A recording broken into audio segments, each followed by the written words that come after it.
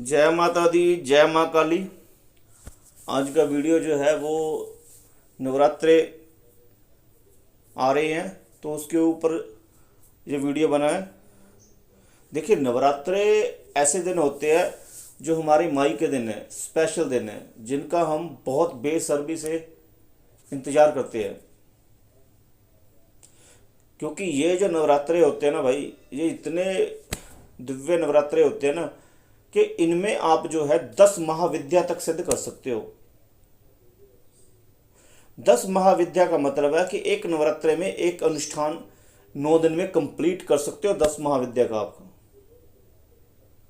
और अगर कोई व्यक्ति, देखिए, आपका एक टारगेट होना चाहिए कि आपको किस में जो है सफलता प्राप्त करनी है। एक टारगेट आपका होगा तो आपको उसमें सफलता अवश्य मिलेगी, ठीक है ना। अब आपका सबसे ज़्यादा जो है सिद्धि ना मिलने का कारण क्या है? वो कारण ये है कि आप लंबे समय तक जो है ना सरवाइव नहीं कर पाते। आप लंबे समय तक साधना नहीं कर पाते, जिसके कारण जो है आपको जो है सिद्धि प्राप्ति नहीं हो पाती है। दूसरा, आपका अपने गुरु के ऊपर जरा भी यकीन नहीं है। आप कभी इस गुरु के पास, कभी उस गुरु के पास, कभी उस गुरु के पास, कभी उस गुरु के पास घूमते फिरते रहते हो। और हर गुरु के पास जाकर आप यही बोलते हो कि गुरु जी एक ऐसी साधना दे दो जो बहुत जल्दी सिद्ध हो जाए और जिसमें जो है प्रत्यक्षीकरण हो जाए। मैं आपको लिख के देता हूं कि आपको कोई गुरु सिद्धि प्रदान नहीं करा पाएगा। क्यों? क्योंकि जब तक आपके अंदर पात्रता नहीं होगी अपने गुरु के लिए, कोई गुरु जितना मर्जी जोर लगा ले आपको सिद्धि सिद्ध करवा ही नहीं पाएगा। क्यों? क्योंकि मंत्र जब आपने करना है, लंबे तक साधना आपने करनी है। जब आप करोगे नहीं तो गुरु क्या कर लेगा उसमें, ठीक है ना। एक प्रयोग को पकड़ लो, आप उस प्रयोग के पीछे लग जाओ। प्रयोग का मतलब क्या होता है? प्रयोग का मतलब होता है एक ऐसी साधना जिसको आप सिद्ध करना चाहते हो, उसका दी हुई विधि। वो विधि कैसे सिद्ध होगी? जब उसको लगातार आप करते रहोगे।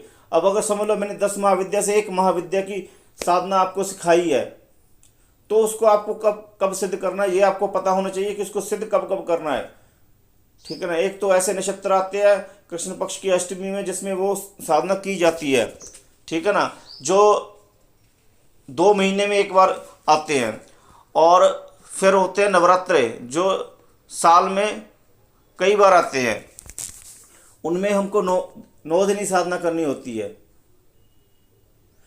जब आप एक प्रयोग को बार बार करते जाओगे तो आप उसके एक्सपर्ट हो जाओगे भाई। जब आप उसके एक्सपर्ट हो जाओगे तो आपको समझ में आना शुरू हो जाएगा कि कैसे मेरे को मंत्र जपना है, कैसे मेरे को क्या करना है, क्या मेरे साथ हो रहा है। आप जब अपने गुरु को बताओगे कि भाई गुरुजी साधना में ऐसे हो रहा है, तो गुरु उस चीज़ को समझ जाएगा। गुरु आपको बताएगा कि आप करते रहो, आपकी साधना सही जा रही है।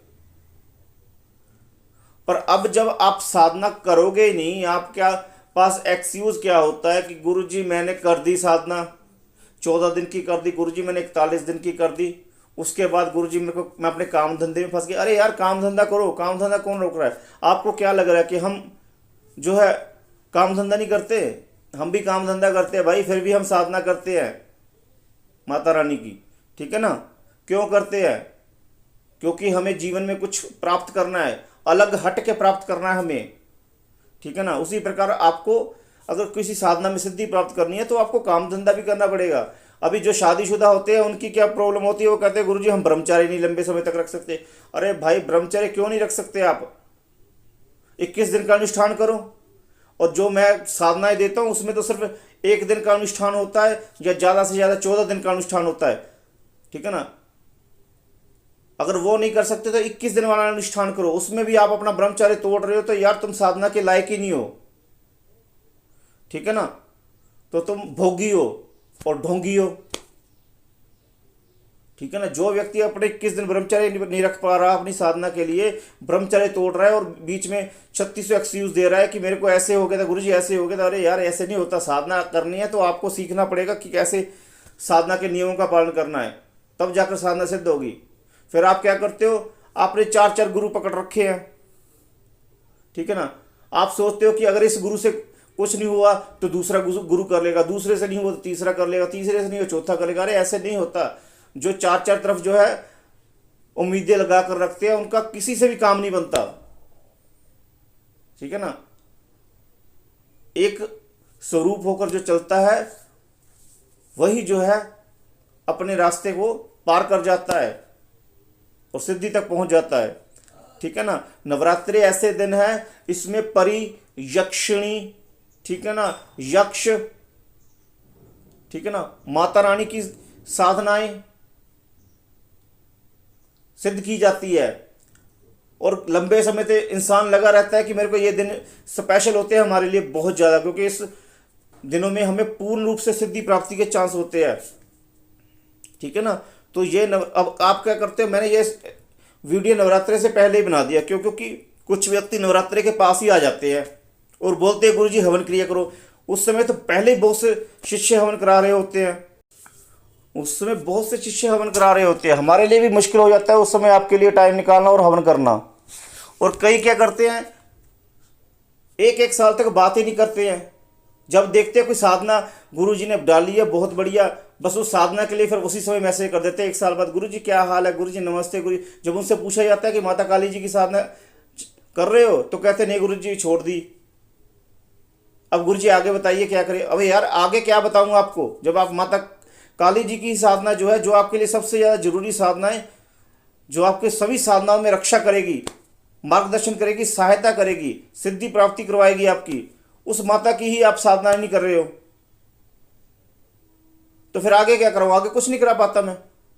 सबसे पहले तो मेन माता काली की जी की साधना है, वही नहीं आप कर रहे हो तो मैं क्या करूँगा।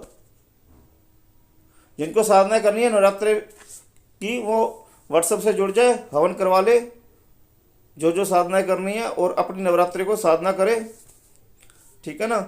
और जिससे लंबी साधना नहीं होती वो एक दिन की साधना भी करे ना। मैं कहता हूँ कि अगर एक दिन की, सप्ताह में एक दिन भी आप व्रत रख के एक दिन की साधना करो ना, जो मैं आपको सिखाऊंगा, तो वो प्रयोग भी आप सिद्ध कर लोगे और सिद्धि प्राप्त कर लोगे।